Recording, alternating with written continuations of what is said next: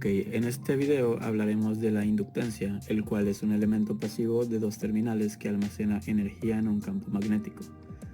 De acuerdo a la ley de Faraday, la variación de corriente en el tiempo en un conductor induce una caída de voltaje en el mismo. De acuerdo a las ecuaciones de Maxwell, una variación de la corriente en el conductor produce un campo magnético variable que a su vez produce un campo variable y por lo tanto se genera una caída de voltaje variable en el tiempo. Una inductancia es un elemento especialmente diseñado para tener un efecto inductivo muy grande. Esto se logra enrollando el conductor alrededor de un núcleo. Su aplicación es muy variada, que es filtros, generadores, motores, transformadores, antenas, etc. Experimentalmente se encontró que el voltaje instantáneo en la inductancia es directamente proporcional a la variación de la corriente en el tiempo. La constante de proporcionalidad de esta relación se conoce como la inductancia, el cual se representa por el símbolo de una L mayúscula y tiene unidades en henrios, que es una H mayúscula.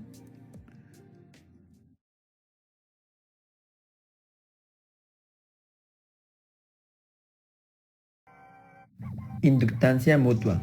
La inductancia mutua es la inductancia que se da entre una bobina y otra cercana. El voltaje que varía en la primera bobina produce un voltaje en las terminales de la segunda. Recordemos que el flujo magnético es producido por una corriente eléctrica en un inductor. Además, que dicho flujo magnético produce el voltaje proporcional en un inductor. Polaridad de voltaje de salida. Existe una convención de uso para determinar el signo de salida de voltaje al considerar la inductancia mutua. Esto se debe básicamente a cómo está construido el sistema. Sin embargo, consideramos que si la corriente entra por la terminal con punto, produce una diferencia de potencial a la salida positiva respecto al punto. Dicho de manera más práctica, podemos asumir en el siguiente diagrama que si los puntos están en la misma posición, la salida es positiva, si no, la salida de voltaje es negativa. Inductancia mutua en un circuito con carga. Al considerar que la segunda malla tenga una carga, es importante considerar el valor del inductor en la misma. En este caso, la corriente en la malla de la derecha ya no es cero. Ahora nuestro voltaje en la malla derecha tiene un elemento extra.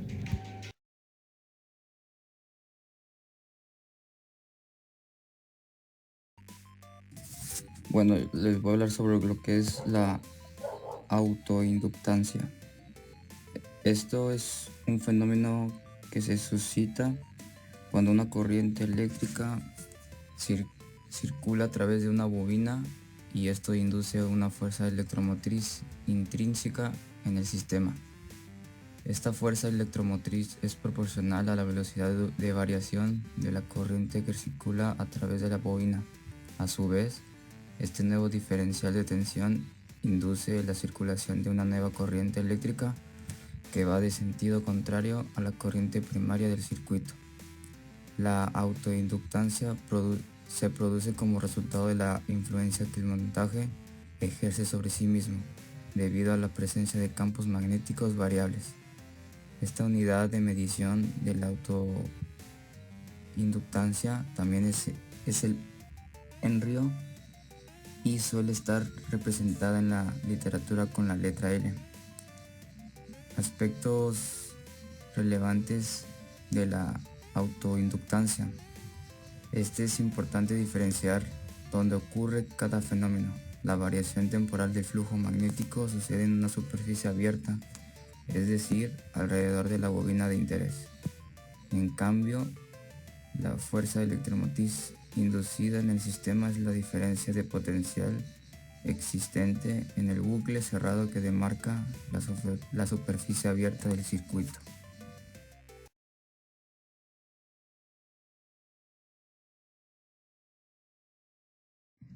La ley de Faraday es un principio fundamental en la electrodinámica que describe la relación entre un cambio en el flujo magnético a través de un circuito y la fuerza electromotriz inducida en ese circuito. Fue formulada por el científico británico Michael Faraday en el siglo XIX. La ley de Faraday se expresa generalmente de la siguiente manera. La fuerza electromotriz inducida en un circuito es directamente proporcional a la rapidez de cambio del flujo magnético a través del circuito. Esta ley se puede resumir en la siguiente ecuación. EMF, fuerza electromotriz, que es igual a menos d teta sobre dt, donde EMF es la fuerza electromotriz inducida en el circuito medida en voltios y menos d teta sobre dt es la rapidez del cambio de flujo magnético a través del circuito, medida en Weber por segundo o voltios por segundo. Ahora veremos aplicaciones de la ley de Faraday. Generación de electricidad. La ley de Faraday es la base de la generación de electricidad en generadores eléctricos y dínamos. Cuando un conductor se mueve a través de un campo magnético, se induce una corriente eléctrica en el conductor. Esto es esencial en la producción de energía en plantas eléctricas y generadores portátiles. Transformadores. Los transformadores utilizan la ley de Faraday para cambiar la tensión de una corriente alterna. La variación del flujo magnético en el núcleo del transformador induce una tensión en el secundario que puede ser mayor o menor que la tensión en el primario, dependiendo del número de vueltas de los devanados. Microfonía. En los micrófonos electromagnéticos, el sonido causa vibraciones que alteran el flujo magnético cerca de una bobina, lo que induce una corriente eléctrica que representa la señal de audio. Lenz Law. La ley de Faraday también está relacionada con la ley de Lenz, que establece que la dirección de la corriente inducida es tal que se opone al cambio en el flujo magnético. Esto se aplica en la ley de conservación de la energía en circuitos eléctricos. Lectura de tarjetas de crédito. Las bandas magnéticas en las tarjetas de crédito contienen información codificada en forma de pulsos magnéticos. Cuando se pasa una tarjeta a través de un lector, la variación en el flujo magnético se utiliza para leer la información almacenada en la tarjeta. En resumen, la ley de Faraday es esencial en numerosas aplicaciones relacionadas con la generación de electricidad, la transmisión de datos y el funcionamiento de dispositivos electromagnéticos.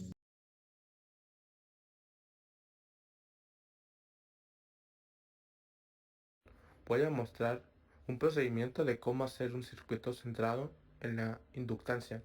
Este se va a tratar de la concreto del circuito electrónico con bobinas y condensadores Lightware.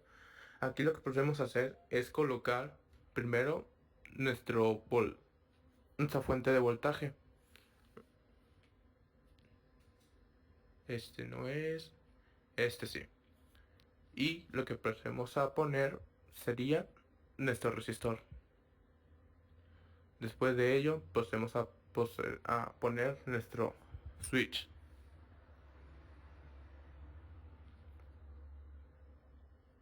Y procedemos a poner nuestro inductor que se encuentra en la carpeta de pasivos components. Y después seguimos con nuestro capacitor. Y por último procedemos a poner lo que es nuestro LED donde va a almacenar toda la energía.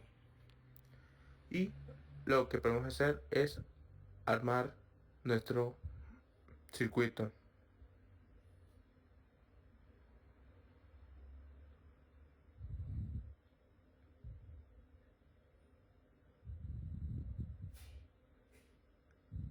Muy bien, una vez que ya hemos armado nuestro circuito, podemos cambiar nuestros valores. A la fuente de voltaje le pasemos a 12 volts. Y a nuestro resistor podemos ponerle un valor de 5 ohms. Muy importante quitar lo que son el valor de acá, que representa los miles. En nuestro inductor podemos ponerlo de esta manera para colocarle lo que es la cantidad de 8 hercios.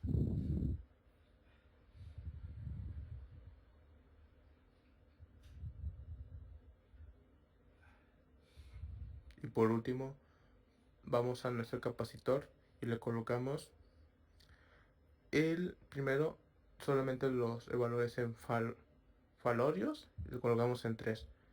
Lo que prosigue en este es, vamos a darle en arrancar nuestro programa, y lo que vamos a esperar es como la energía va recorriendo desde el generador de corriente directa al siguiente elemento, que es el condensador, y como observamos en nuestros electrones se van a ir quedando ahí mismo almacenada energía, y esa misma energía o calor que se puede interpretar se va a ir directo a producir todo lo que es el recorrido hasta nuestra dicha fuente, y así se va a ir generando un círculo infinito hasta que nosotros hayamos alternado nuestro switch. Una vez que nuestro switch haya sido apagado, se puede volver a encender y se puede volver a dar función como normal debería. Y esto sería parte de nuestro equipo.